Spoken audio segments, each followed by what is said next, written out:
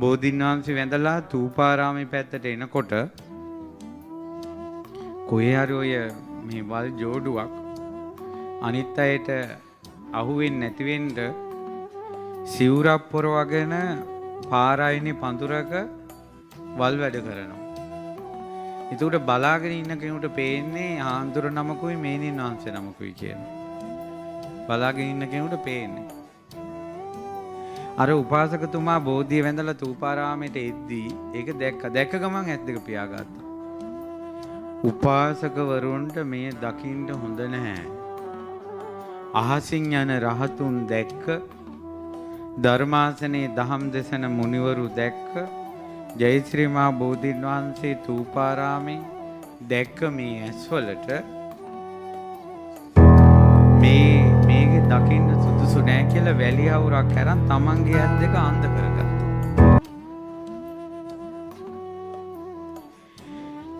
ඊට පස්සේ මෙයා පාරේ වැටුණා. මිනිස්සු දැකලා උස්සගෙන ගියා. කිසි කෙනෙක් කිව්වේ නෑ.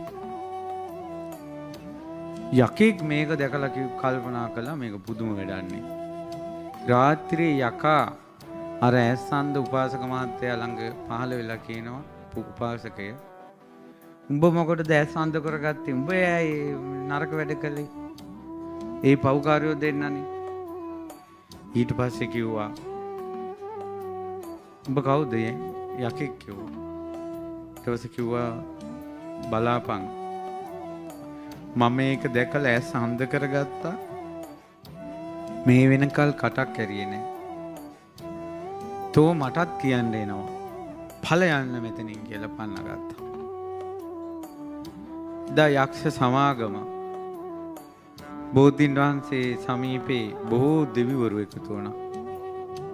ඒ යක්ෂ සමාගයේ අර යකා මේක ඇදලා දැම්මා. මේ දෙන්නෙක් මෙහෙම කරපු දෙයකට උපාසකෙක් ඇස් අන්ධ කරගත්තා.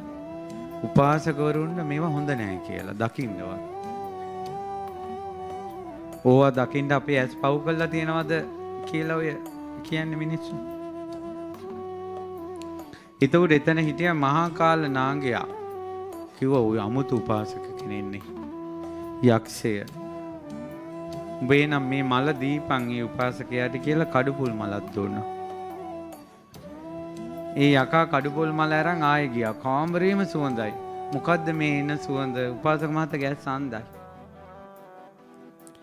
ඊට පස්සේ කොහොම මං යකෙක් අර යකා තොට එන්න එපා කිව්වා නේද මෙහෙට? නෑ මං ආවේ පණිවිඩයක් අරන්. මහා කාල නාරජු ඔබට කඩුපොල් මලක් දෙන්න කිව්වා. ඒකට කිව්වා අපේ අම්මේ සුවඳ මේ වගේ සුවඳ මලක් මං ජයශ්‍රී මහා බෝධීන් වහන්සේට පුදලම නෑනේ. අනේ මට මේ මල බෝධීන් වහන්සේට පුදලා බලා ඉන්න නැත්තම් කියලා බුදුන් පුදන්න හිතනකොටම ඇස් දෙක තිබ්බා වගේම ආයෙ පේනවා. අර මල අරගෙන ගිහිල්ලා ජයශ්‍රී මහා බෝධීන් වහන්සේගේ කඳේ දැවටුවා වැන්දා. ඔයාලා දන්නවද? අවුරුදු 300ක් මල පරවුන්නේ නැහැ. කඩපුල් මල තියෙනවා අවුරුදු 300ක් පරවුනේ නැහැ.